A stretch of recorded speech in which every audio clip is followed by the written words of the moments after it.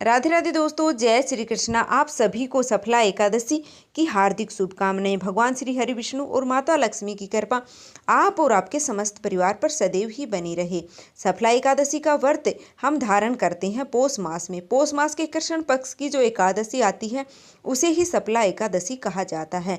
जैसा कि इस व्रत के नाम से ही पता चलता है, सफला अर्थात सफलता दिलाने वाली एकादशी तो जीवन को सफल बनाती है सफला एकादशी। इसकी विधि विधान से भगवान श्री हरि विष्णु की पूजा और व्रत धारण करने से और भगवान श्री हरि विष्णु की जो प्रिय वस्तुएं हैं उन्हें अर्पित करने से समस्त प्रकार की मनोकामनाएं पूर्ण होती हैं। वैसे भी साल की अंतिम एकादशी है तो आज हमें कुछ विशेष प्रकार से भगवान श्री हरि विष्णु की पूजा करनी चाहिए और मंत्रों का जप करना चाहिए और कुछ उपाय जरूर से करने चाहिए, जिससे कि आने वाला वर्ष हमारा सुखमय और मंगलमय बीते वर्ष में अगर जाने अनजाने में अगर हमसे कोई भूल चूक हुई है तो उसके लिए भगवान श्री हरि विष्णु की कृपा हमें प्राप्त हो, हमारी भूल चूक क्षमा हो।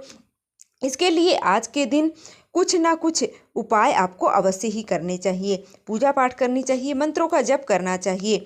अच्छा देखिए, कई भक्त हैं जो व्रत नहीं करते हैं, तो अगर आप व्रत नहीं करते हैं तो परेशान होने की आवश्यकता नहीं है।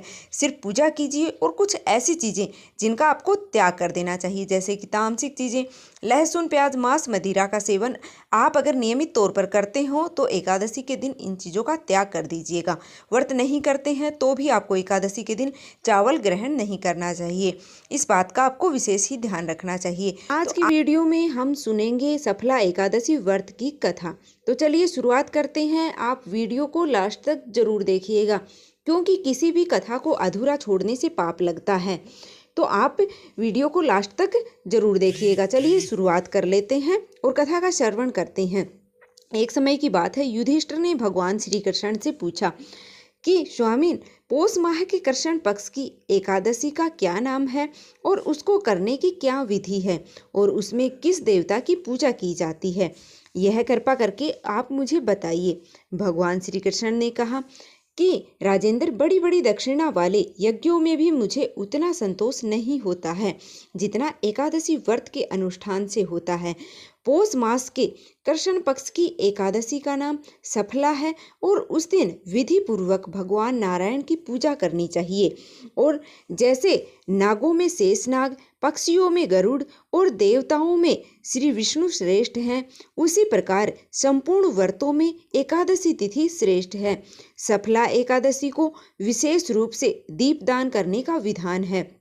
रात को वैष्णव पुरुषों के साथ जागरण करना चाहिए और जागरण करने वालों को जिस फल की प्राप्ति होती है वह हजारों वर्ष तपस्या करने से भी नहीं मिलती है।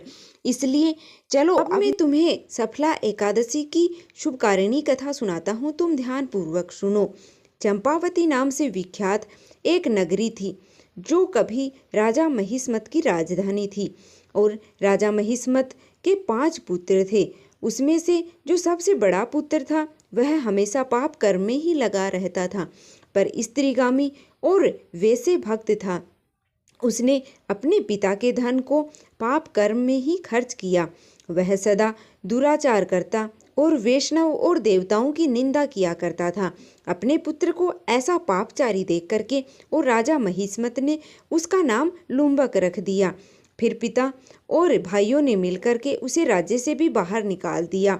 लुम्बक गहन वन में चला गया, वहीं रह करके और उसने समूचे नगर का धन लूट लिया।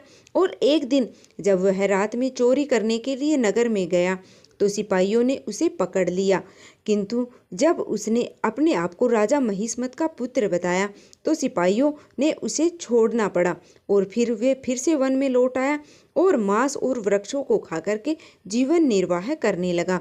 उस दुष्ट का विश्राम स्थान एक पुराना पीपल वृक्ष था। उस वन में वह वृक्ष एक महान देवता माना जाता था।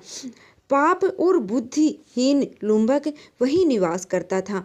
एक दिन किसी संचित पुण्य के प्रभाव से उसके द्वारा एकादशी व्रत का पालन हो गया। पौष माह के कृष्ण पक्ष की 10वीं तिथि के दिन उस पापी लुम्बक ने वृक्षों के फल खाए और वस्त्रहीन होने के कारण रात भर जाड़े में कटी और उस समय उसे नींद भी नहीं आई और ना ही कहीं आराम मिला और वह प्राण सा होता रहा। सूर्योदय होने पर उसको होश नहीं आया। सफला एकादशी के दिन लुम्बक बेहोश पड़ा रहा। दोपहर होने पर उसे थोड़ी चेतना प्राप्त हुई। फिर इधर उधर देख करके और वह अपनी जगह से उठा और लंगड़े की भांति लड़खड़ाता हुआ वह वन के अंदर चला गया। वह भूख से दुर्बल और पीड़ित हो रहा था। लुम्बक बहुत से फल लेकर और जब विश्राम स्थान पर पहुंचा तब तक सूर्यदेव अस्त हो चुके थे। तब उसने पीपल वृक्ष की जड़ों में बहुत सारे फल अर्पित करते हुए कहा कि इन फलों से श्री लक्ष्मीपति भगवान विष्णु संतुष्ट हो। ऐसा कहकर लुम्बक ने रात भर नींद नहीं ली। इस प्रकार अनायास ही उसने इस व्रत का पालन कर लिया।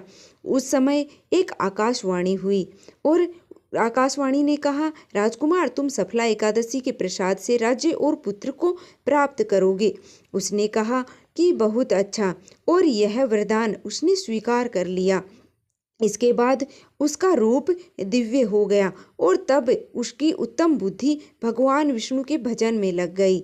दिव्य आभूषणों से सुशोभित होकर उसने निष्कर्ष राज्य प्राप्त किया और 15 वर्षों तक उसका संचालन करता रहा।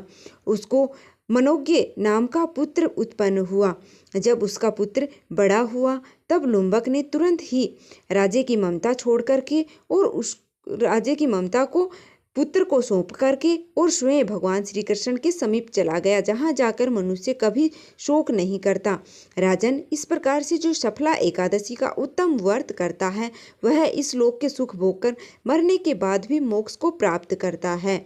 संसार में वे मनुष्य धन्य हैं जो सफला एकादशी के व्रत में लगे रहते हैं, उन्हीं का जन्म सफल हो पाता है। इस व्रत की महिमा को पढ़ने, सुनने और उसके अनुसार आचरण करने से मनुष्य राज्य सुयज्ञ का फल प्राप्त होता है। और यह सफला एकादशी की व्रत कथा आपको कैसी लगी है कमेंट करके जरूर बता दीजिएगा, और साथ ही हमारे चैनल को सब्सक्राइब करना भी बिल्कुल मत भूलिएगा। भगवान श्री हरि विष्णु और माता लक्ष्मी की कृपा आप पर सदैव ही बनी रहे। धन्यवाद।